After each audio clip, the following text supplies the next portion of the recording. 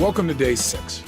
This session is on, I think, the most important subject of all, and that is how do you really make sure that after all this work, all this effort, all this success in your life, you're really happy, you really feel fulfilled. And so this introduction to something we call the 6 human needs, I think is perfectly placed for you, especially if you just did the goal setting workshop, because we want to make sure we take away any fear that, yeah, well, what if I achieve all that and I'm still not happy? This will show you how to make sure you never have that fear, and more importantly, that you enjoy your life right now, not someday when you achieve these goals. You really experience it today. So we want to talk about what is it that causes people to be fulfilled and what causes us not to be fulfilled. We want to find out what's the difference between what I would call leverage and drive. Because no matter what you do in life, whether you're hitting a baseball as a professional major leaguer, or you're doing something like going out and working on computers and you're creating songs or music or writing books, or you're designing corporations, or you're constantly figuring out how to debate a legal issue and be effective, there is an emotional side to everything you and I do. And it's a component that most of us try to ignore because we're just trying to get the job done. But it's the part that not only fulfills us, but fuels us as people. And unless you understand that fuel, unless you understand that drive, then you'll always be looking to get a short-term burst of energy through discipline or focus, but you'll never be in that place of just flow, where it just happens, where it's just automatic, where you surprise yourself, where you say, this is magical. This is what life's about. I love this. We've all had moments like that. And I want to share with you the secret of how to have them all the time. All the time? Yeah, all the time. So that when you're not in that state, you know exactly what to do to get back in that target zone where you are your best, where you contribute the most you can contribute, and where you feel the greatest juice of life on a consistent basis, not a spotty, hope it comes back kind of basis. See, part of what it is intellectual. It's part of it is understanding the goal of the game of life. It's pretty hard to win the game of life when you don't know what the goal is, and most of us don't. We think we know what it is, and then we achieve the goal and we say, is this all there is? And we've all had this conversation before, right? But I got a new answer for you. An answer that when you get it, it'll change your life forever if you'll use it. So let me give you a little background. I received a phone call from a gentleman who really wanted me to work with him. And he was in the south of France, and so I said, well, why don't we wait till I come there to do my program there? I was doing a date with destiny in Cannes. And so I got to the program, and some interesting things had occurred in my life. And I was not in a happy state. I was feeling very frustrated, and I couldn't figure out why exactly. And in a few moments, when I share a little more, you'll understand the why. But all of a sudden, I was not myself. You ever been in that place? You don't understand why. You just don't feel good. You don't feel like you're yourself, but you're not sure why. Well, I was kind of in that place, and the final note for me is I had this opportunity to be with this man, this amazing guy, and I wasn't sure I wanted to do it. He was willing to pay me a fortune. I still didn't know if I wanted to do it. I lost my drive. I mean, I couldn't remember ever being like that. I don't know if you've ever been in that place where you're just disturbed with yourself, but I think it's a good place, by the way. It doesn't feel good, but it is good. You know, I've learned in life that there are 4 classes of experience, I think. I thought of this on a run recently. I said, class 1 experience in life is something that feels good. It is good for you. It is good for others, and it serves the greater good. Those are the peak experiences in life, aren't they? I'll tell you what a class 2 experience is.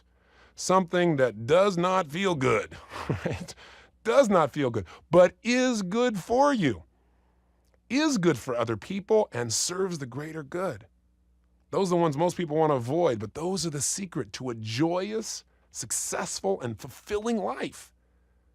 Class 3 experience, something that feels good, but is not good for you, is not good for others, and does not serve the greater good. And this is the crap you do on a regular basis, isn't it? At least I know I've been guilty of this in the past. And here's a class 4 experience. Something that does not feel good, is not good for you, does not serve others, and does not serve the greater good. So why the heck would we do it? Fear or just old habits, patterning. And these are the worst things of all. I'll tell you what I think the secret to a successful, happy, fulfilling life is. It's learning how to convert class 2 experiences into class 1 experiences.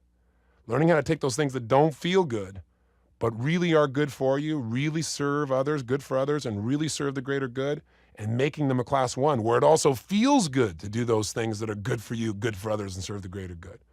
So here I was doing something that didn't feel good, but it really could serve the greater good. It certainly would serve this other person. It would serve me because, listen, for me to coach someone else, I learn. I'm the one who gets the greatest gift regardless of economics. The real challenge, the real ability is figuring out how to turn something around. And whatever I learn, I can apply to my own life. But I thought, why do I keep doing this? And I kept thinking, I'm seeing the same problems in people all over the face of the earth. In that seminar, there were people representing 28 nations. And I'm reading them, and everybody's got the same basic problems worldwide. In fact, I said, you know what? There aren't that many problems. There's probably only about a dozen problems. So I got in the shower, and I kept thinking, but why do people have these same problems worldwide? I don't care if it's a total top professional athlete. I don't care if it's this multi-billionaire that I work with. I don't care if it's a child in the South Bronx. I don't care if it's a person from India, from China, a person from Singapore. I don't care if it's from Australia, England, France, Italy. I don't care. The U.S., any place I've gone in the world, any place people have come to me, I see the same problems. So I got in the shower. Don't you ever notice how the most important things come to you when you're in the shower and there's no paper pencil nearby? I'm in the shower, I got soap in my eyes, I'm just at that moment, all of a sudden, wham! This stuff starts coming through me. Well, I've got the answer. My brain just goes, here's the answer. Here's the answer to why everybody does whatever they do. Here's the answer as to why everybody has the same problems. Here's what it is. So I jumped out of the shower, and I couldn't find the towel, soap in my eyes, I'm dripping wet, I'm running outside, running around naked, looking for a piece of paper. I got a pen. I start scribbling like crazy. I got the answer. I got a whole nother level of answer. And I call it the 6 human needs. I began to realize, it started like this. I'm in the shower, my brain said, same problems worldwide. But all these people in different parts of the world have different belief systems. They've grown up in different cultures, there are different rules, right? They have different backgrounds, different experiences. How could they have the same problems? And I thought, is it possible? Because all human beings have the same needs. Well, that would make sense. I thought, but why would they have the same problems? And I began to ask myself the question, is it possible that these needs are inherently in conflict? And that's why we have the challenge. I thought, nah, God wouldn't do that to us. And I thought, no, it'd make life more interesting, probably make us have to grow more, probably make us try to figure things out. Let me play with this. And then all of a sudden this started coming through me. So let me just give it to you with no more buildup. You're saying, give it to me, Tony. What is it? Tell me. Here it is. There are 6 human needs. These are so simple, but pay attention and listen. Got a piece of paper? You might write them down. First human need. This is not a desire, by the way, before I tell you. This is not a request. This is not something you want. This is the need that all human beings have. And that is, number 1, the need for certainty. The need that we can be certain that we can be comfortable.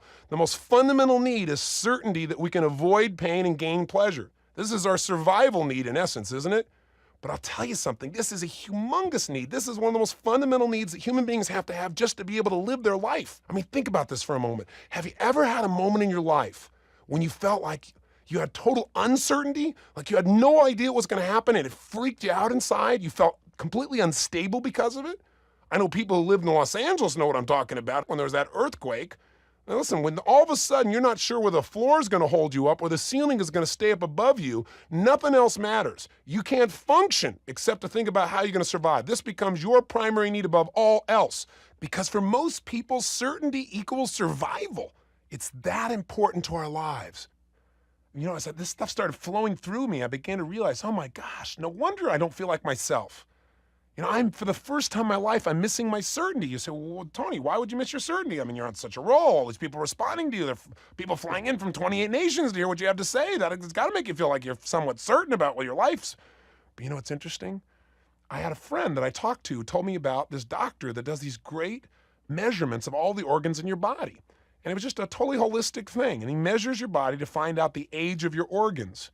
In other words, you might be chronologically, you might be 35 years old, but your liver might only be 25 years old because you've really done a good job. You haven't drunk a lot of alcohol, you haven't abused your body, or if you have been abusive, you might have a 50-year-old liver as an example. So I thought it was fascinating. I'm always looking at interesting ways of measuring and improving and so forth. So I went to see this guy. And so I did all these tests with him and everything else, and he said, God, your organs are in great shape and everything else, and he did some just standard blood tests and so forth. And then I just forgot about it because I had most of the measurements right there. And he said, boy, you're in an amazing level of health. You've got an amazing level of vitality. Your organs are in incredible shape. So I'm feeling really good about myself. And I don't think about it. I go on, I'm doing my stuff. And each day I get my messages and I look down and this doctor's called me. So I'm so busy. And so I asked my secretary, I said, would you please call him and tell him I'm really sorry. I can't get back to him. I'm really busy, but just send me the report and that'd be great. And so she calls him and tries to get back to him. And she says, he really says he needs to talk to you. I said, well, just tell him I'm really sorry. I'm so busy, because I really was. So I said, just ask him, please. We can talk. Send me the report and then we'll talk. Because, it's not that important to me right now. I got so many other things I got to deal with. So sure enough, I get home that night, late at night. I don't know, 10:30, 11 o'clock at night. And there on my pool table is a message. And it's from my secretary. And it says, the doctor says it's an emergency. He must speak to you. He will not talk to me personally. He said it's an emergency. And I thought, what? And at first I got mad, because you know what? I thought, what kind of message is that to leave for somebody? And there was no phone number, so I couldn't call him, because it's 11 o'clock, 10:45, 11 o'clock at night. So I was mad at my secretary. I was mad at the doctor. I was mad at all this stuff. And then my brain went, oh my God, what could it be? What could it be? All of a sudden, what? Uncertain. I thought, oh, that's nothing. It's nothing. And I thought, well, what's the worst that can happen? Worst that can happen would be cancer. Tons of people I've seen have had cancer. I've talked to people. I've watched people. I know how they turn around, see people eliminate from their body, and I wouldn't have cancer. Maybe I was exposed to something, radiation. Maybe I was exposed. My words are going through my head a million miles a minute, right? And all of a sudden, I got uncertainty. So I get on the phone with the doctor the next day. And by the way, I said, I'm not going to freak out about this. There's nothing freaking until I know what it is. Maybe, I don't know what it is. Maybe he wants a ticket to a seminar. Who knows, So sure enough, I get a hold of him the next day. And he says, I need to speak to you. I got him on the phone. I said, well, I'm here. That's why I'm talking to the phone. He goes, oh, I should speak to you in person. I said, I cannot come up to LA. I need to speak right here and now on the phone. Whatever it is, tell me what it is. Whatever you think it is. What's the deal? I said, I didn't come to you because I was ill. I was healthy. I came to you to see how healthy I was. He said, yeah, but I did this blood test on you. And he said, I have to tell you something, Tony. You have an immense amount of growth hormone in your body. I said, when'd you get your first clue? He said, no. He said, you don't understand. He said, you have a tumor in your pituitary gland. I said, excuse me? He said, you have a pituitary tumor. He said, I don't know that it's cancerous, but it's there, and it's stimulating your body to excrete all this growth hormone. I said, wait a second. I've been this big since I was 17 years old. I said, sophomore in high school, I was 5'1". I grew 10 inches in a year. He said, Tony, you have so much growth hormone in your body, you have this disease. And he gave me this wonderful label. And I said, hold it.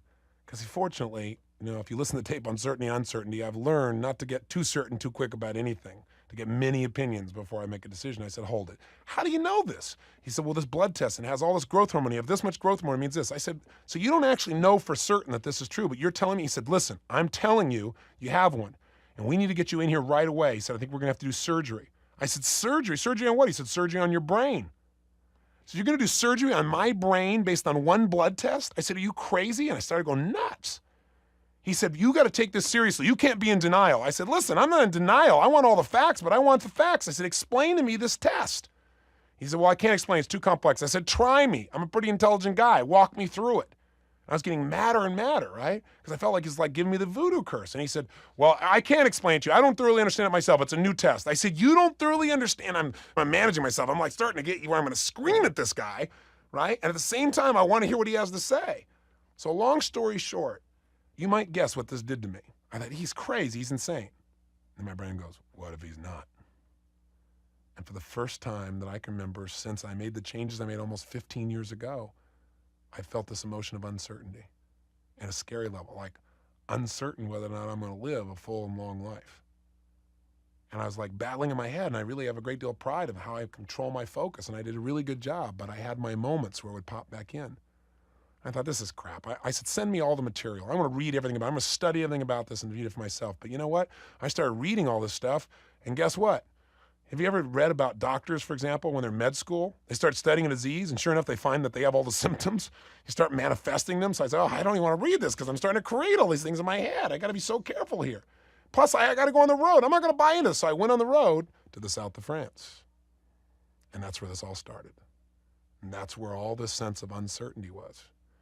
The end of the story is I certainly got a lot of variety in my life from this, as you might guess.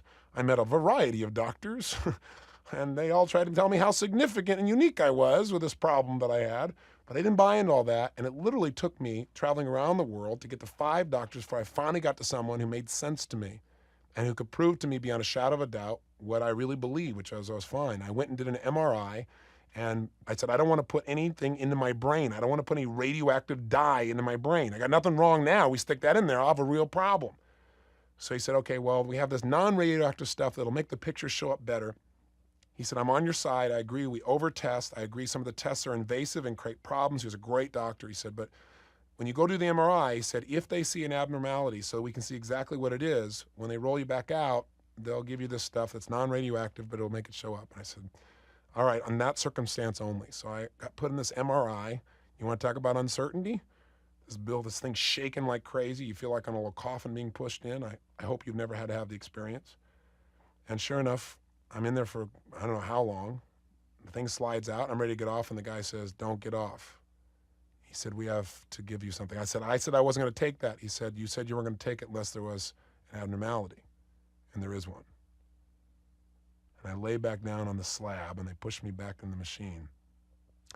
And that's when you really have to practice everything you've learned, which I did. I said, I'm not going to get upset till I know exactly what it is, and whatever it is, I developed certainty by my faith. My faith that I'm here for a reason, I got a purpose, and whatever it is, I can figure a solution, I can make it happen. And if not, then I want to make sure however long I'm here, that I maximize it. I've done a pretty good job of that so far. I'll continue to do it. So I came back out, and then I had to wait half a day to find out what it meant. The doctor got me on the phone, and I said, so what's the deal? And he said, well, it's true. You've had a pituitary tumor, and he said, that's why you grew 10 inches in a year, because it put this pressure on your pituitary gland and released all this growth hormone, and that's why you exploded in growth. That's why you have these huge hands, huge feet, and that's why you exploded in size. But he said, but then the tumor infarcated on itself. Horrible term, infarcated, right? But I said, what does that mean? He said, it collapsed in on itself. It literally starved itself and disappeared. You're fine. There's a little tiny spot in there. He said that it could do something maybe. He said, maybe we ought to operate. I said, wait a second, maybe I ought to operate. I said, do I have any symptoms? He said, no, nothing else shows that you've got any problem. I said, well, this must have happened 17 years ago. He goes, yeah, but just to be safe, you might want to go in and do something. He says, go in there and, cut it out just so you can feel certain that you don't have to worry about it. I said, I'm a lot more uncertain about you opening up my brain and messing with my pituitary gland.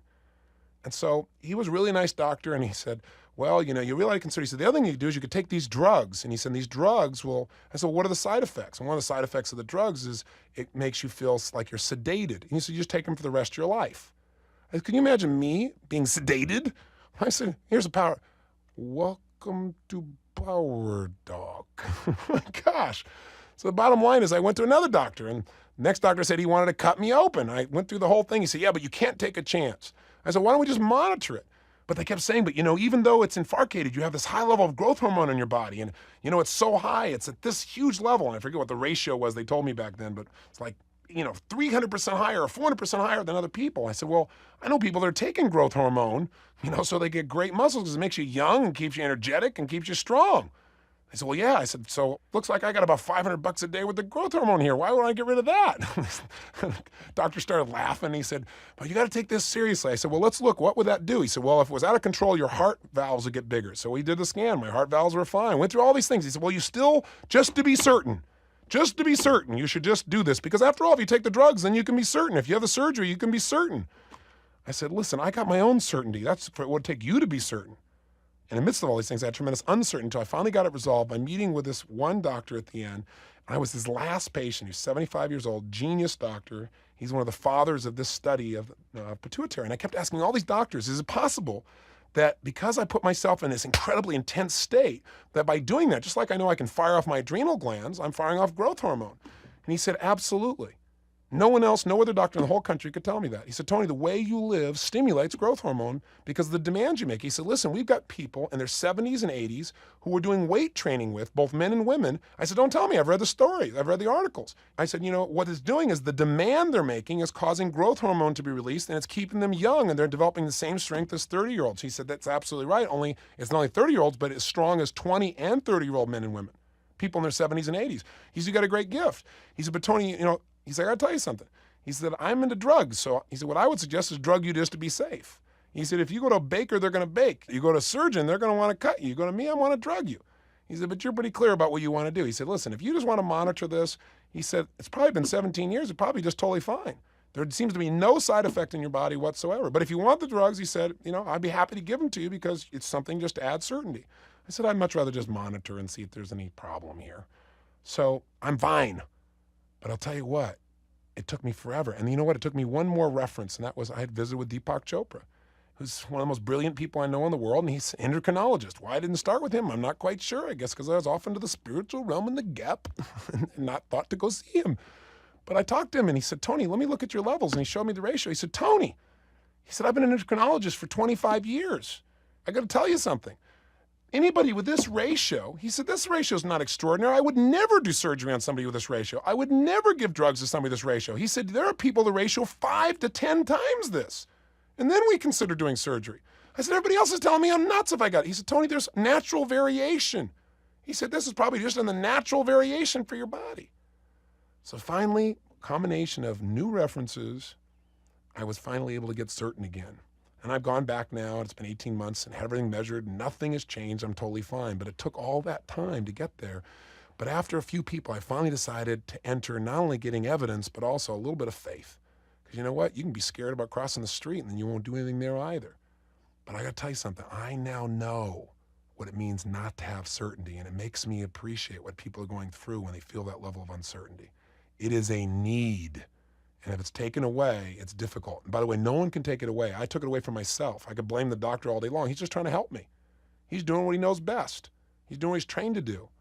But what I did is I started to create all these questions. And by the way, it's useful sometimes. I had to get the answer to the questions. That would be stupid just to say, oh, I'm certain and not look at it, not investigate. But it's equally stupid to keep asking a question forever, because if you keep asking a question, you're going to doubt it. If you say, well, what if I screw up? What if I don't follow through? You're going to create uncertainty and doubt. Not because there's something to doubt, but because asking about something over and over again creates the doubt. So if you want to have certainty, I'll tell you one of the biggest skills, getting quality information, getting multiple opinions, but I'll tell you the other thing that'll give you certainty, and that is making certain that you apply some of your faith as well. It's still the ultimate power. So think about this for a moment. If we have a need for certainty, how do we meet it? How do we meet that need? And then you begin to understand the second part of understanding how to make your life work. We all have the same needs, but we've all developed different vehicles, different ways of meeting those needs. Now, what the heck is a vehicle? A vehicle is anything you use as a tool to meet your emotional need, to meet this deep need for certainty. So for example, how would one get a sense of certainty in their life if they really needed it? Well, there are lots of ways. What some people do when their whole life is in a terrible shape and they don't know what to do and they're feeling tremendous uncertainty at work and they don't know what's going to happen. They don't know if the company's going to downsize or right size. I mean, look at the world we're in. Boy, you talk about a need for certainty. The world used to be really predictable, but it isn't anymore. We don't know. At any moment something can change because information is happening so rapidly. Change is happening more rapidly at any time in life, so it's hard to predict what's going to happen. So boy, this need for certainty gets even stronger. So what do you do in the midst of all this stuff? You grab something that'll make you feel certain you can be comfortable, because that's really what we're talking about. You might think of this need as certainty/comfort. That's really what the need is. And I'll tell you what most people do, reach for some food. That's right, I'm all stressed out, go eat something. Yeah, now I can be comfortable. All that food slams into my stomach. I start to breathe again. Hey, I'm certain I'm going to survive. There's food in there. We don't realize it, but it's just a way we know. We can predict will make us comfortable. Other people are not into their food. No, they're more type A types. No, the way they get certain is go fix that desk. Yes, they got this $8 billion decision. They'll just put that aside because that's too tough. What they do is organize their desk, gives them a sense of control. With a sense of control, we feel what? Certain. Take a look, my desk is all nice now. It only took me 4 hours. I got to avoid the big decision I was uncertain about, do something I'm very certain. I am certain I can be competent in organizing my desk. I feel so much better, but it hasn't solved the real problem. Some people do it by controlling other people. If I can get you to do all the things I want you to do at any moment, then obviously I'm in control. If I have control, then I don't have to worry about how you're going to respond. I know how you're going to respond to me. I have no uncertainty. I can predict your response because I'm in control of it. The problem with this particular vehicle for getting certainty and comfort, it violates another need we have for love, for connection. But we'll get to that. The point of the matter is, some people, as a vehicle to get certainty and knowing how important is their lives, what they do is they create a negative identity for themselves. What do I mean? Well, have you ever done something or watched somebody, because I'm sure you've never done this, but have you ever watched somebody else like disappoint themselves time after time? And then what do? They adapt. For example, let's say somebody procrastinates over and over again, and they really try to achieve something, but they procrastinate. Really try to achieve, and they procrastinate, and they're disappointed with themselves. Here's the simple way to get around it. All you got to do is say, you know what? I'm just a procrastinator. That's just who I am. Guess what that gives you? Certainty. Certainty that in the future you won't follow through, so you feel comfortable with it. So rather than being disappointed with yourself and upset and wondering whether you're going to follow through or not, you can at least predict it. Some people try consistency as a way to be certain. In other words, if I can just do the same thing today and the same thing tomorrow and I have the same basic regimen, then I can predict my life. I can predict my life. I have certainty. But again, the problem with that is the world is changing too rapidly. If you do the same thing day after day after day in business, you won't be in business years from now because somebody else is going to come by and do it better. They're going to use that little concept called constant, never-ending improvement, They're going to innovate, and you're going to be in the dust. So that old approach to prediction by consistency, it just doesn't work. The world is changing too fast. Now, what are some positive ways? And by the way, on these vehicles, think of it this way. Some vehicles are neutral. What I mean by neutral is, they meet your need, but they don't really improve your life. Some vehicles are destructive. They flat mess your life up if you use that vehicle, but the problem is you can go eat like crazy and feel comfortable each time you eat, but you're violating other needs you have in your life. But it's seductive. Are you following me on this? I know I'm kind of early in the discussion, but please catch this with me.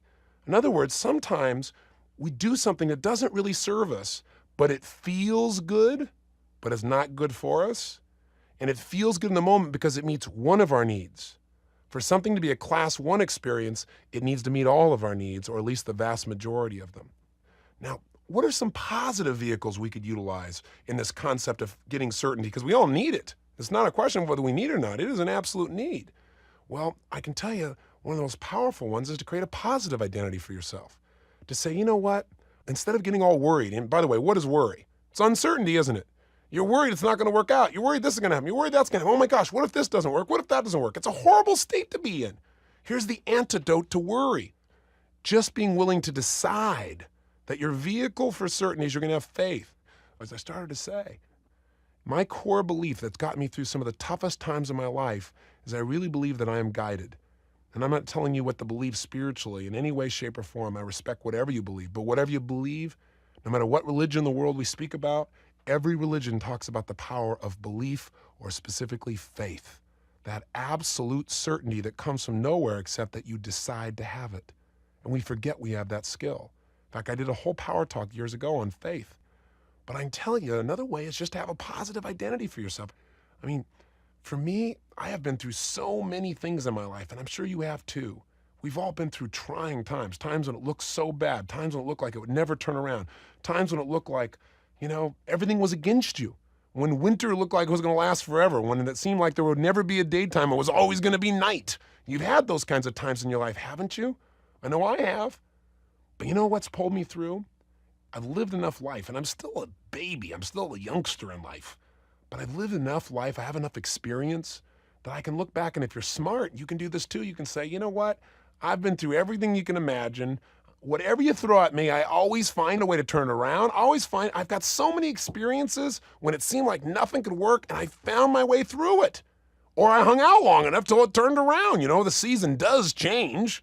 It doesn't stay winter forever, even if you don't do very much. But if you get better, somehow it tends to affect your personal emotional seasons at least. And it certainly has worked that way for me. So what I can tell you is there are a lot of positive ways to have certainty. You can have certainty because you know that you're a giver. And since you're always giving, you don't have to worry about will you be taken care of. You believe in karma, or you believe in the concept of what you put out comes back tenfold.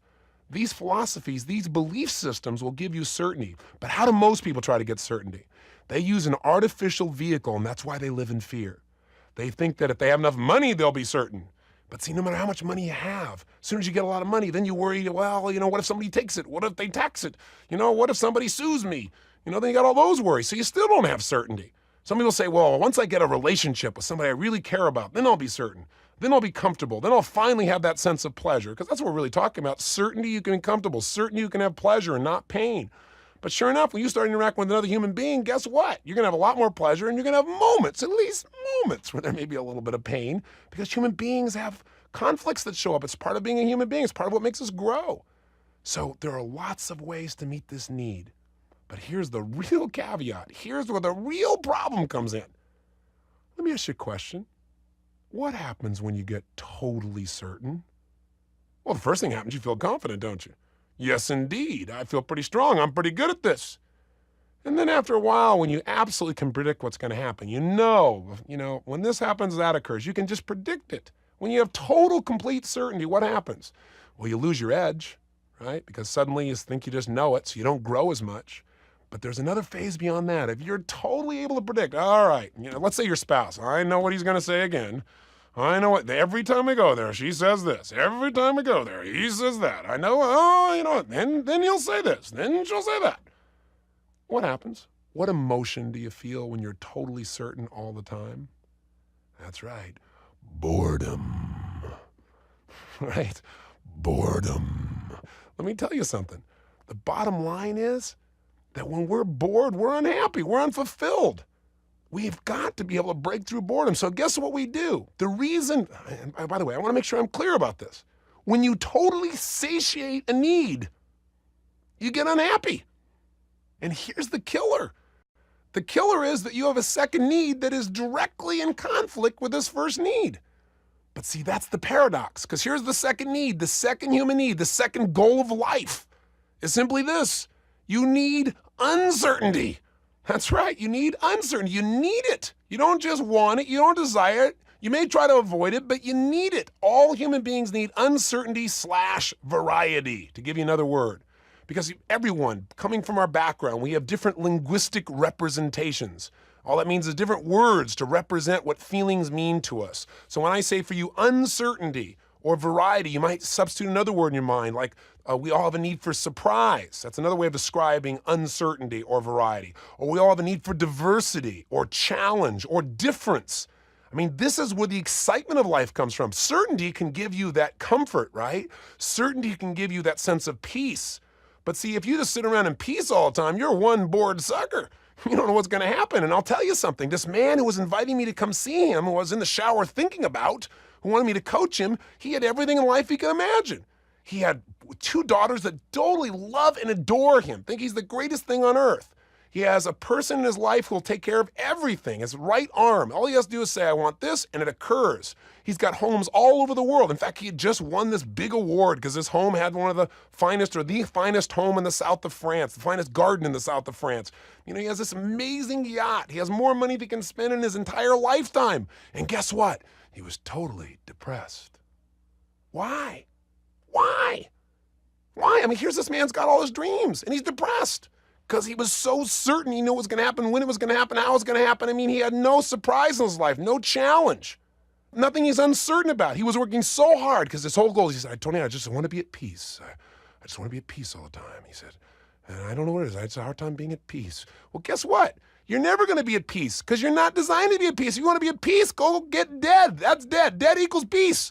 Right? Life is movement, life is emotion, life is feeling. And guess what? Our Creator was smart enough to give us needs that appear to be in conflict, but actually serve us. We have a need for certainty, and simultaneously we have a need for uncertainty. And that is a paradox. Do you remember what paradox means? Paradox simply means you have 2 things that appear to be in conflict, but they actually are complementary. They serve us, and I'll show you how it works if you're smart, if you know what to look for, if you pay attention to what I'm talking about right now. Because here's what you do. Think about it. How do we get this sense of uncertainty in a positive sense? We just said we don't want to be totally uncertain, but we don't want to be totally certain either. Either one of those is a terrible place. If you're totally uncertain, you're freaked out. If you're totally certain, you're bored. And I'll give you a quick example. Think about this. How do you get that sense of variety in your life? And when is it triggered? Well, let's take a context. Let's look at relationships for a moment. So let's say in the very beginning in a relationship, what are you looking for? Well, you're looking for a lot of things. And I'm not going to mention them all because they meet some of these other human needs, and I want to keep you in a little bit of suspense and not confuse you. So let's just look at one need. Part of what you want is you want certainty that this person is somebody who really cares about you, right? This is somebody who really loves you. This is somebody that you can depend on if you're going to be in a relationship. This is somebody that you're going to be stimulated by mentally, emotionally, psychologically, sexually, every sense of your life. So, but what happens when you're totally certain in a relationship? What happens? You get bored. So then what do people do? Well, they have a need for uncertainty. So I'll tell you, they do one of several things. Suddenly they find that uncertainty, that variety, that challenge in their work. And the person says, why aren't they home with me anymore? Because there isn't the same level of variety. There isn't the same stimulation. Or they finally decide this is the wrong person for me, and they leave that person. They say, it's just the wrong relationship. It's boring. It's not stimulating anymore. It's not growing. I need more variety in my life, so I'm going to go out with somebody else. Goodbye, our relationship's over. Or the person may cheat on this person. In fact, here was one of the big questions I've had over the last 4 or 5 years, especially at Date with Destiny. because I've realized throughout the years that what controls human behavior is our beliefs and our values. And I would see people, and I'd read, and they'd share with me their personal lives, and I'd see this person as really a good human being with really high standards for themselves, really high values as an example. And I'd read about this woman, and she'd be cheating on her husband. And I'd be thinking, but this is totally in conflict with her values. How could this be? And then it became obvious when I understood the 6 human needs. She was very comfortable with him, but she had no surprise. There was no challenge. There was no creation. There was no uncertainty there, and she wanted it so bad, so she chose a poor vehicle. And as a result, now here she's in this, and she felt bad about it. But you know what's interesting? People will violate their values to meet their needs. It's not a good thing. If you pick the wrong vehicle, it creates more pain. It becomes one of those experiences that feels good, but isn't good for you, isn't good for others, doesn't serve the greater good. So you have to be careful of those. It's so easy to get seduced. I know I've been seduced by situations in my life, food, situations that didn't make sense. We all can relate to that, but what you got to realize, okay, what need am I trying to meet? Let's see if I can meet that need in a more productive way. So coming back to the example of relationships, so some people get it out of their work now and then the relationship suffers. Some people do it by way of leaving the relationship. Some people do it by way of cheating. Some people do it by just saying, I won't be in a relationship. I'll find it from some other area of my life completely. So it's not just limited to relationship. Relationship is one vehicle for creating both certainty and uncertainty simultaneously. And anybody who's been in a relationship has probably experienced both of those emotions. But let's go back to uncertainty/variety, that second need for a moment, and let's discuss just briefly a list of potential vehicles for creating these feelings. Let's take a look at some of the things you do day to day to try and meet these needs. I'll give you a classic example. Why do you go to a movie? Why do you go to a sporting event? Variety, surprise, uncertainty. You're not sure. I mean, if you knew exactly how the game was going to go, and you could predict who was going to hit what at what time, and you knew exactly who was going to win or lose, do you think you'd really go? Maybe if you're really craving certainty, I guess. But usually most of us go for the variety, for the surprise. Why do you go to a movie? Because you know that the hero's not going to get killed. You're certain that in the end, at least you won't get killed. But in the meantime, you get to vicariously have their uncertainty, the uncertainty of the character. In fact, don't you usually get mad when in the end they hurt the person you knew couldn't be hurt? Right? Because it took away something you were counting on sometimes. Think about it. Have you ever gone to a video store and rented a video? Of course you have. Have you ever rented a video of a film you've already seen? I bet you have. Why? Why would you rent a video you've already seen? Well, the answer is obvious. You're certain it's going to feel good. And you're also hoping you've forgotten enough that maybe there'll be some variety for you there. See, that's the bottom line. Now, what are some of the other sources? Well, some people use alcohol. I mean, culturally, we reinforce this idea that alcohol is a way to instantly create a change. Because think about it. When we talk about variety or uncertainty, we're talking about a state change. We're talking about changing the way we feel. And when you drink alcohol, or if you take a drug, you have an instant change in your biochemistry. You have an instant radical change in your state. But I want to remind you of something. These are destructive ways of meeting your needs. They may meet your needs in the short term, but they'll cost you in the long term. These are class 3 experiences. They feel good in the short term, but they aren't good for you. They don't serve other people, and they don't serve the greater good.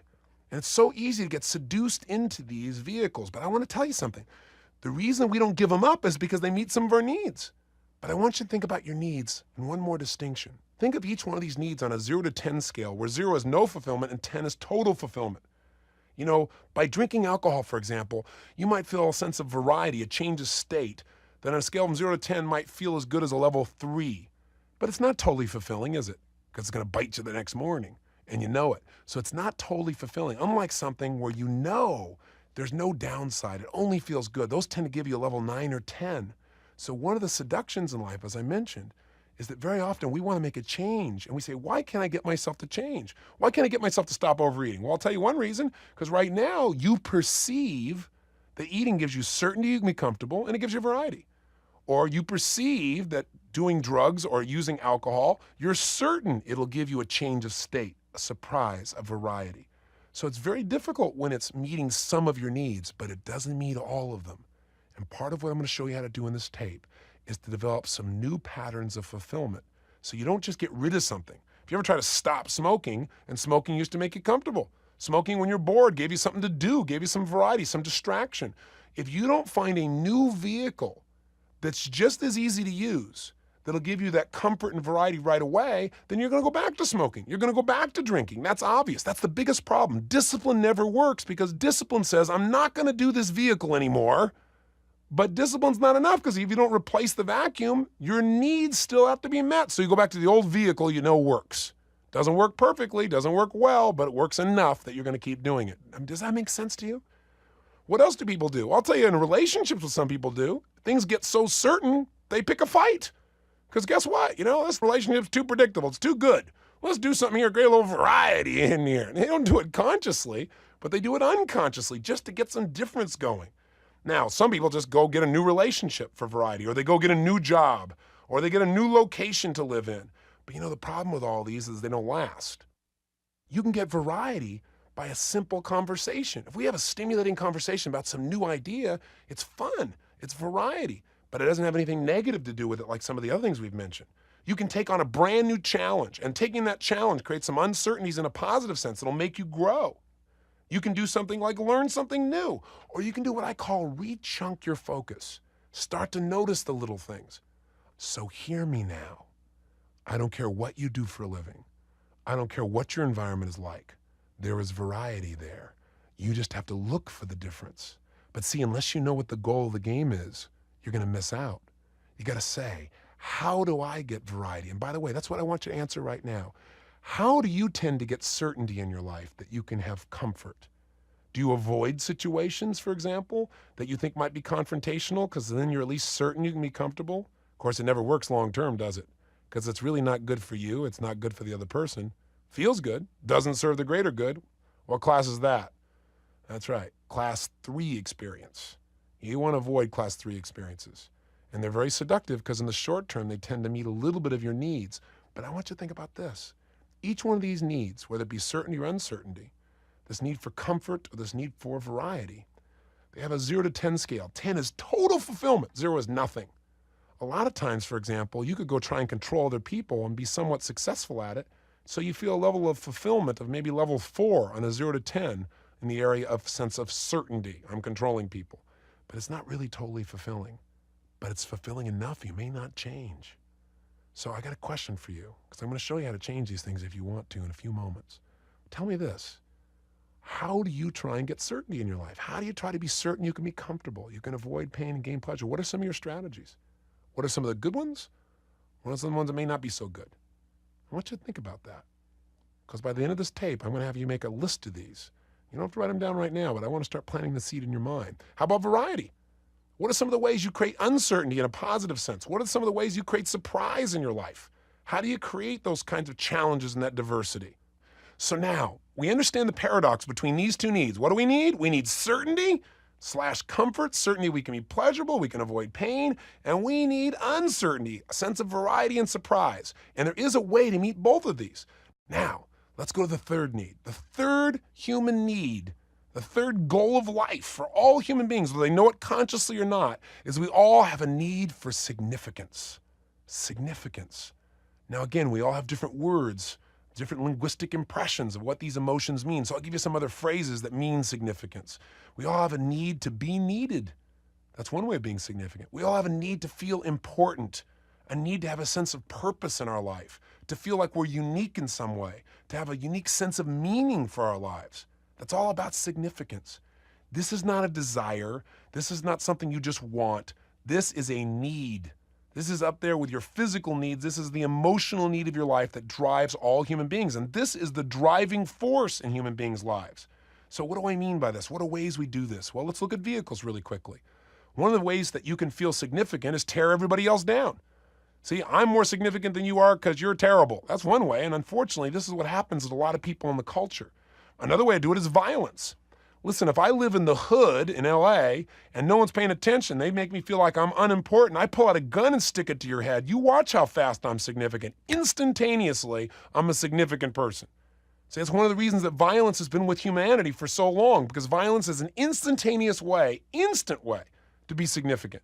If you didn't have any education, any background, you didn't work in anything, you've been frustrated, overwhelmed, you're violent, you're significant.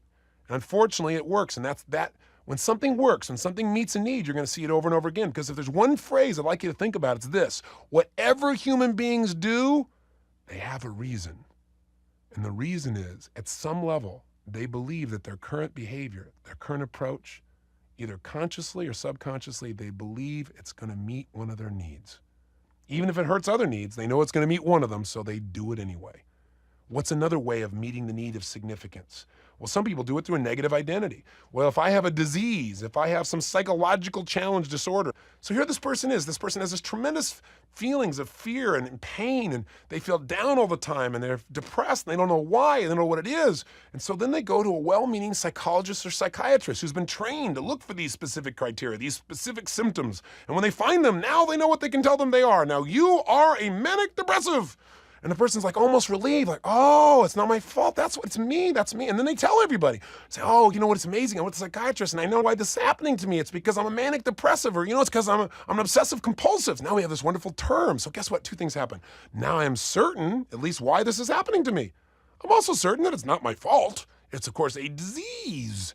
But more importantly, it gives me significance. You don't understand. This is the way I am.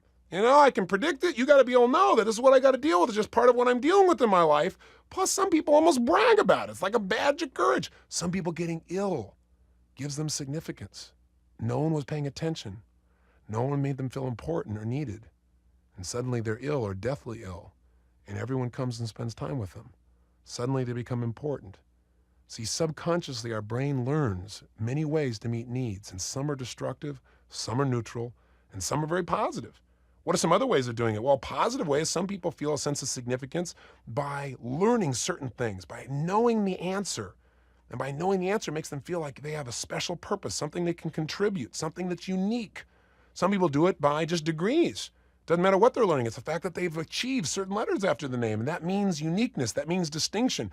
Listen, when you hear the word doctor, that brings up a different distinction. Senator, that brings up a different distinction. And depending upon what people do in life, everyone wants significance. Now you might say, well, I'm not like that. I'm not into my ego like those people. I'm a spiritual person. I'm not seduced by all that materialistic crap. Not me. I'm a lover of God and people. I feel united with all that is. And yet, isn't that your way of feeling significant? To know that you have a relationship with your Creator. To know that you have that understanding. That's your way of getting significance. So don't make somebody else wrong because they picked a different vehicle. They're not wrong and you're right. They just picked a different vehicle. The differences in people are not their needs. We all have the same needs. The difference is merely the vehicles we've learned to try to fulfill them. That's where the conflicts come up. Because we tend to look and go, that person is wrong because they try this approach. They're not wrong. They just made a different choice. One that may be less fulfilling than yours, or may be more fulfilling than yours. It's hard to judge. It's hard to make a clear evaluation of what's most fulfilling through the filter of your own beliefs. But just remember, there are lots of ways to do it. What are some other ones? Well, there are those other materialistic ones, like collecting all the toys, right? Or achieving a lot. By achieving, one feels a sense of uniqueness in their life, a sense of purpose. Sometimes someone feels a sense of significance, right? Like they've done something that's important. All these things drive human beings, and aren't we really interested in knowing what drives us? Because if you know what drives you, you can learn how to turn it on. And you don't have to get that temporary leverage, you know what I mean? Where you say, oh yeah, I want to work hard so I can lose some weight for the next 2 weeks so I can fit in this outfit. I'll be really looking good for the party. But see, that doesn't last. Drive is when you start seeing your body as the temple of God. Now what you do with that body may be a different level of significance. Remember what I've said, if you change your perception, you'll change your level of fulfillment in any one of these 6 human needs. And I know this idea may not have taken root yet, but it will. You'll begin to understand as I wrap these up. But let's come back to this then. What are the other ways of doing this? Well, some people do it just through style. They have a sense of uniqueness by the way they dress, by the way they speak, by the way they move, by all those funny, weird things they do. Some people feel significant because they're eccentric. They're crazy, they're bizarre, and they take great pride in it because it makes them unique, it makes them different. What's another vehicle for this? How about children? Well, what's interesting? When I ask women, and I look for women what their needs are, and I come to significance, the words that they usually claim first without me offering them is that they have a need to feel needed. Now, this is not a sexist comment, it's just what I can tell you cross-culturally, I hear the most, at least in the English language and the translations of it. But men talk more about feeling important. Now, I know both of them have both needs, but linguistically, it's what people tend to represent. And it's interesting that more women will usually communicate meeting their needs through their children than men. I think that may have a lot to do with cultural conditioning, unfortunately. But children are certainly a form of significance for most of us, if we have the privilege of having them at least. Now, what's another skill? Well, developing a certain skill set can make you feel unique or significant. And, for me, one of my ways for doing this is feeling like I have an extraordinary level of compassion. That's part of why I give so much, way beyond what people would expect, because it meets one of my needs to feel like I have a unique sense of purpose. I'm doing something unique in life, that I'm giving something in a special way. That sense of uniqueness and giving and specialness is something that I get back out of my giving. So that's part of what drives me. Everyone's got their way. What's your way? What is your way or ways? What are the vehicles you use to try and feel significant? Some people use money. Some people use friendships. Some people measure it by who they know. Some people use learning. What way do you use? Really think about this for a moment. What are the things you do that make you feel significant or unique or needed? Where in your life do you have that need being fulfilled? It's an interesting idea. But let's take this to the obvious extreme again. What do you think happens? We know what happens when you satiate your certainty, you get bored. When you satiate uncertainty, you freak out. What happens when you're totally significant and go, I don't know, I've never felt that way before, and I'd like to have that problem? Well, I can give you a little clue. There is a point when no matter how many times somebody says you're great, it's like you don't need to hear it. You appreciate it, but it doesn't give you significance anymore. Just hearing something verbally, that doesn't do it. I'll tell you the biggest challenge. To be significant, you have to be different. If you're really totally different, it violates the fourth human need, the fourth goal of life, which is the need for connection and love. Think about it. Isn't that what we all really want? Isn't that what every soul yearns for? But here's the problem. If you're so busy being significant, being unique, right? What do you think happens? You're being different, and you know what? That separates you from other people. I can tell you all the celebrity clients that I have. You talk to these people, and they've all gone through a phase, and some people still experience feeling separate from everyone else because they're so different. They're so unique. They're quote unquote so special. They don't have that sense of connection anymore. They don't feel like they can just go outside and go shopping. They can't just be a person. Everybody's holding them up. They have to be a certain way. They can't just be themselves. It cuts the connection. So here we are, wanting so deeply in our lives to be so special, to be so unique, and then wondering why we don't feel fulfilled because we don't feel that same level of love and connection. Now, what are some of the vehicles? Well, again, you can start out with destructive vehicles. You can get yourself, or you do something you get sympathy for and call that love because at least it connects you. You can get sick or get injured. You can commit some negative act like a crime. Again, you can use violence. Pull out a gun. What does it do? Instant significance and instant connection. You can't ignore this person who's now in your life here with a gun to your head. Why do people join gangs? Why do kids do that? People say, well, just say no. Well, it's hard to say no when you realize what a gang does. It meets four needs that are not being met at home by this child. Number one, when you join a gang, what do you have? You have a sense of connection and love instantaneously. What else do you have? When you become a Crip or a Blood, as an example, instantly you have an identity. You are significant. You walk down the street with that jacket, you wear those colors, people respond to you differently. Third, it instantly gives you variety. Think about it. Suddenly, your life that was so boring has got all kinds of surprises. You don't know at any moment what might happen. There's an uncertainty. Somebody may shoot at you. And all of a sudden, there might be a fight. All of a sudden, all the adrenaline shooting through your body. Boy, you got some variety in your life. And yet, you still have more certainty because you're not alone. You've got these other people that are part of your gang. Why do you think throughout human history people come together? Because by coming together in a gang, in a negative sense, or a club, or an organization, or a community, or a church, or anything else, you can meet all four of these needs simultaneously. By the way, these first four needs I call the fundamental needs. And I'm going to give you the last two in a moment, which are the primary and essential needs that must be met if you're going to be totally fulfilled as a person. Now, what are some of the other ways to feel the sense of connection? We can do it by our relationships with other people, with friends, with family, with our children, intimate relationships. All of these create for us a tremendous sense of connection. Sexuality is a tremendous experience of total connection. Spirituality, the sense of connection with our Creator, one of the ultimate connections of love in our entire lives that we could ever experience, and we can have it daily if we choose to. What else does it? Being in nature. Haven't you ever had the experience of walking on a beach or being in the mountains or being in a forest or someplace? someplace in nature and just feeling just totally connected to nature, to God, or to yourself. You know, connecting with yourself is a powerful thing few people take the time to do anymore. They're so busy trying to get it all done. And they wonder why they're not fulfilled. They're not connecting. They're not taking the time to connect with themselves. Another way to do this is pets. I have one friend in particular who's got every kind of animal on the face of the earth, right? Because pets are a tremendous connection. I've watched people, for example, who are elderly, who don't have anybody in their life anymore, and they get this little puppy, or they get this little cat, and their whole life changes. Because, you know, a puppy or a dog, for example, will make you feel totally significant and totally loved. You get to meet both of them simultaneously. Just try this. Go outside to get the paper and have the dog see you leave and then come back. It's like you've been gone for 6 months. They're so excited to see you, right? You know, it's like you're the most important thing in their entire life. You get all this love, you get all this significance. I mean, heck, and you know what? They're low maintenance compared to some of the people in your life, right? So some people say, heck, I'll go with animals. They're a lot easier approach. Right? The bottom line is pets are a great way to do it. I'll tell you another way to have a sense of connection: self-sacrifice.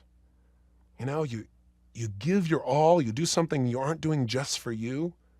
You go to that level, and sure enough, there's something about that goes beyond almost any other experience in life.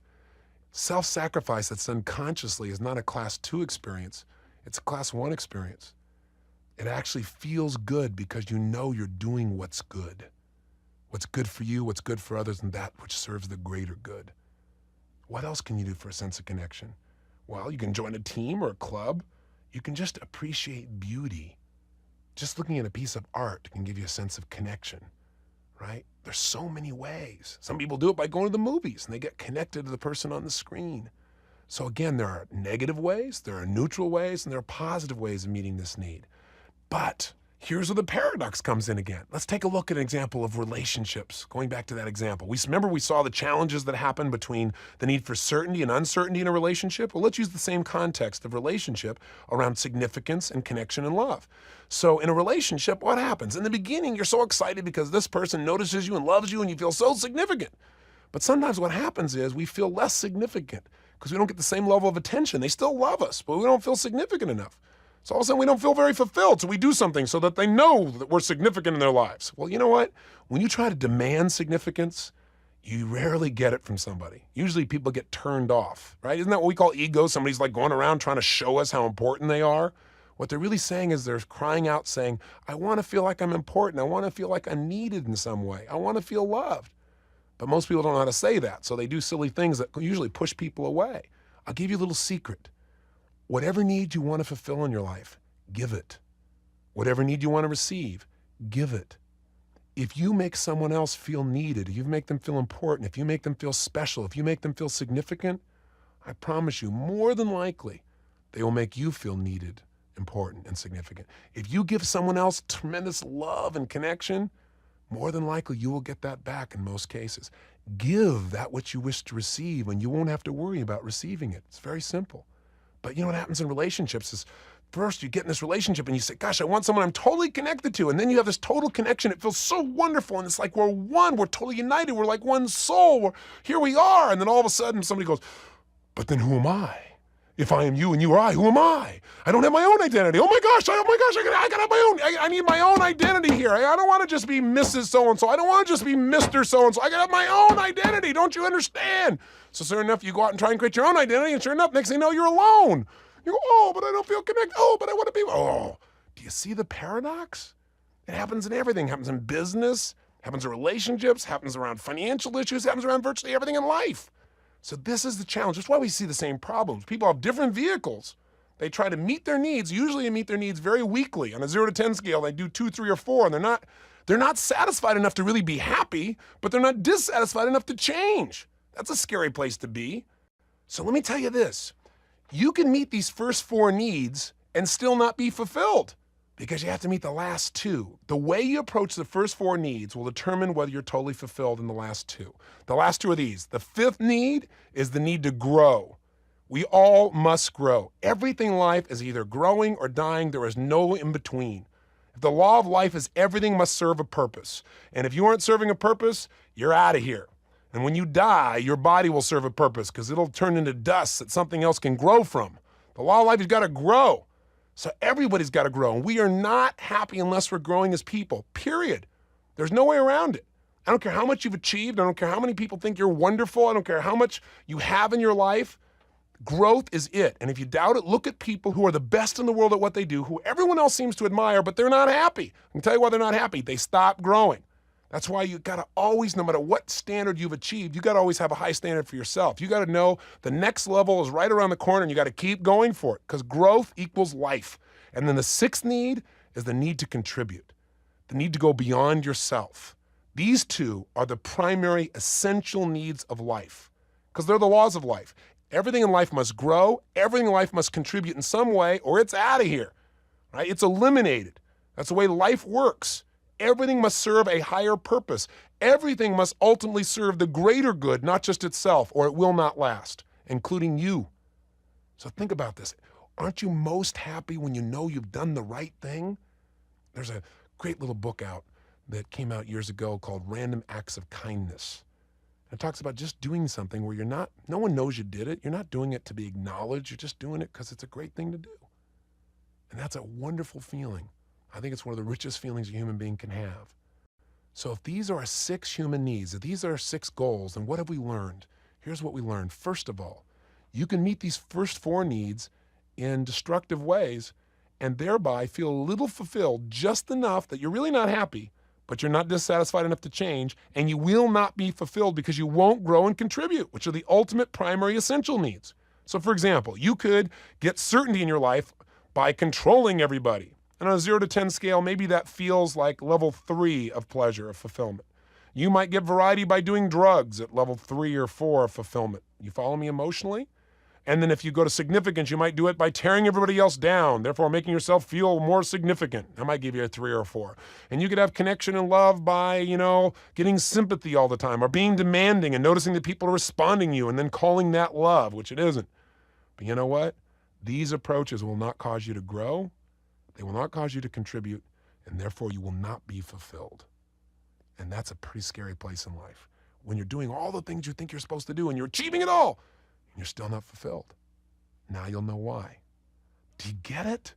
Boy, if you just find a few vehicles, a few of them to meet all your needs, you cannot believe. You won't have to motivate yourself. You won't have to get yourself going out there. You won't have to give you a little push, listen to your little pump-up tapes. You listen to your tapes to get educated. You listen to tapes maybe to get entertained, maybe to remind yourself of the issues, but you'll know what to do because the drive will be inside of you. And you know what? You already have this in some areas of your life. Think about it. Where is there an area of your life where there's something you love to do that for you is effortless? I virtually guarantee you that a minimum of 4 of these 6 human needs are met by that activity, and probably all 6. Now, I got another question for you. What's something you hate to do? By the way, before you go to that, think of something you love to do and ask yourself on a scale from 0 to 10, how fulfilled am I by that in terms of how much certainty do I feel? When I think about doing that, how much certainty do I have that I'll have pleasure doing that activity? How much certainty do I have that I'll enjoy it, that I'll have comfort at least, that I'll at least be able to avoid pain? And then go to variety. How much uncertainty, how much variety on a scale from 0 to 10 will I have by participating? How much is different? How much of this will make me feel a sense of significance or uniqueness or feeling needed? And how much of this will give me these feelings of connection and love? How much of this will give me growth on a 0 to 10 scale, contribution? And again, if it's something you love to do, I promise you, under your current strategy for perceiving things, appreciating them, noticing them, under your current strategy for doing things, you feel fulfilled in all 6 categories. So now think of something you hate to do. Something you absolutely hate to do.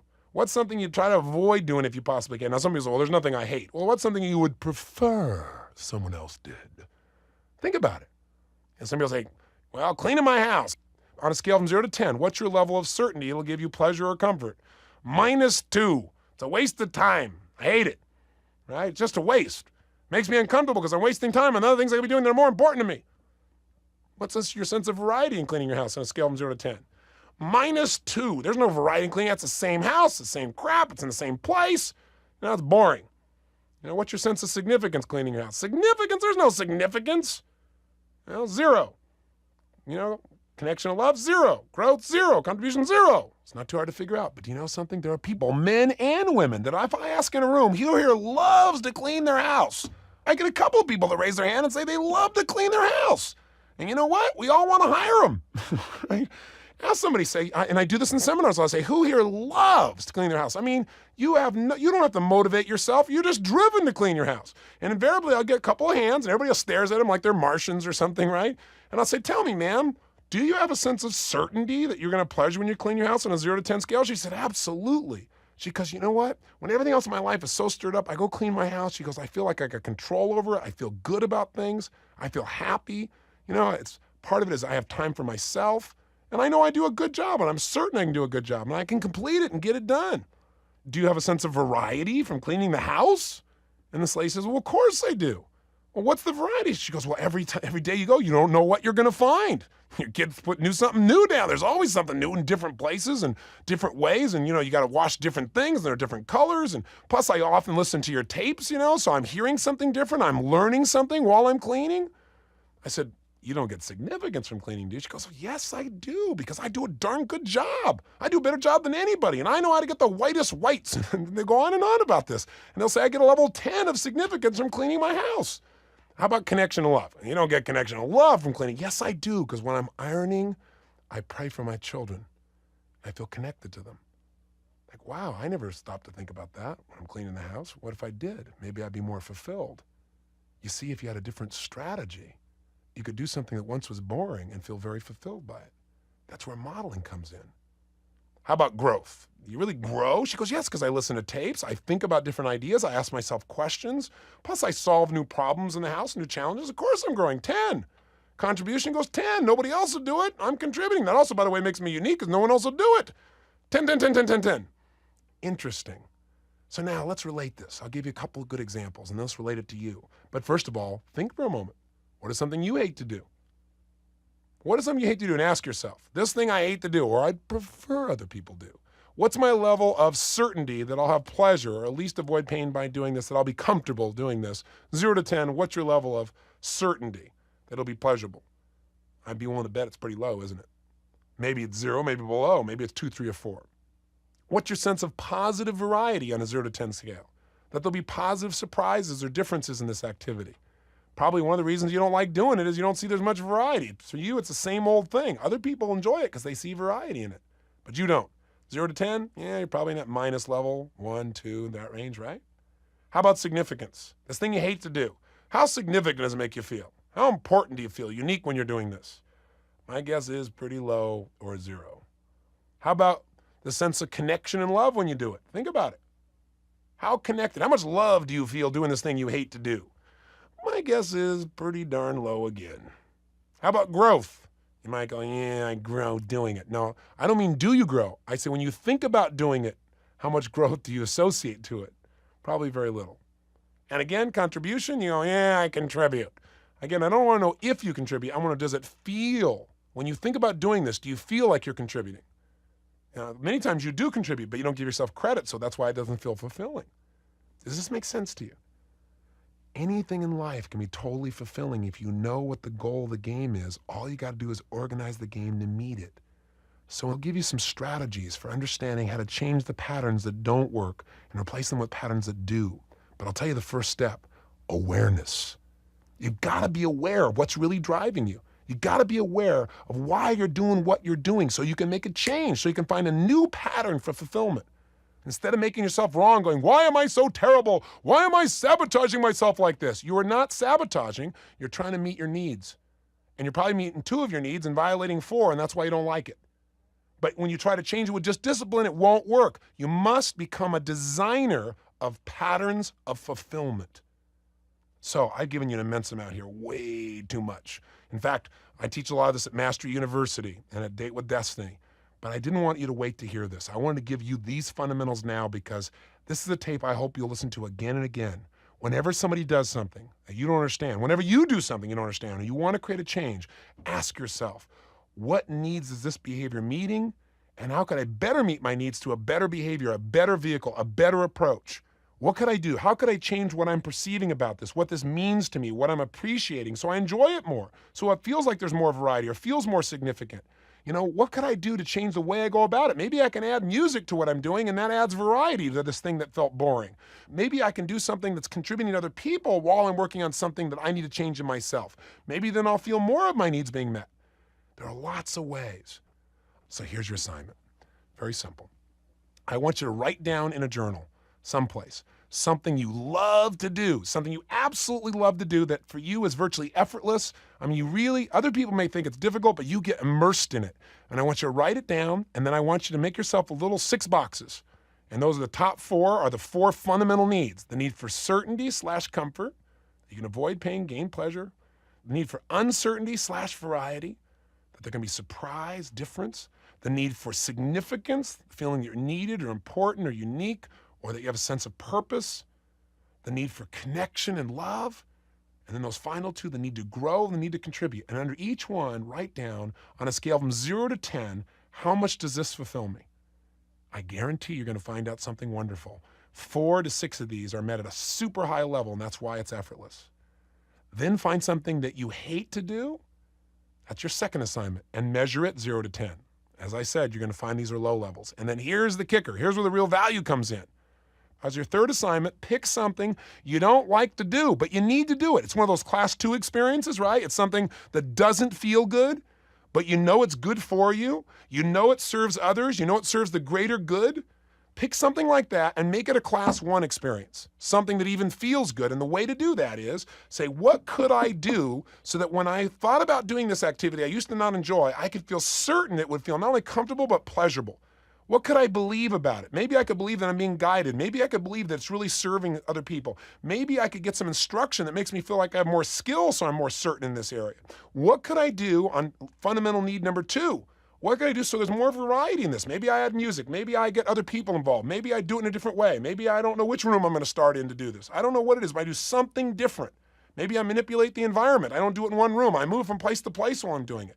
There's so many different ways. Maybe I start noticing little things I didn't notice before. What can I appreciate differently?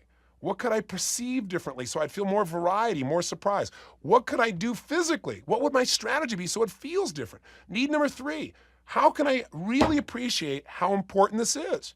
You gotta appreciate it. The secret in life is you gotta give yourself these needs, not wait for them to show up. Connection and love. Ask yourself, how can I feel more love? Maybe you've times that you're alone and you're working on something, you feel connected to God, your creator. You know, maybe it's appreciating the connection with yourself. Maybe you don't have enough time like that. You know, contribution. What can I do that makes me feel like, yeah, even though this seems little, everything contributes in life. Even the littlest thing, just making somebody smile is a contribution. When you drop the stone in the pond, the ripple effect doesn't end in that moment. So you have 3 assignments. 1, find something you already love. Maybe something you're a peak performer at, and rate it 0 to 10 in all 6 categories so you'll see that I'm right. It's fulfilling to you. That's why you're a peak performer. And find something you hate to do.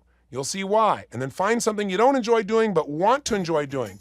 And make it something you'll enjoy doing by changing your perception or your procedure. A lot of homework, but invaluable. So go for it right now. Come up with your ideas, and I look forward to being with you tomorrow. Until then, live with passion.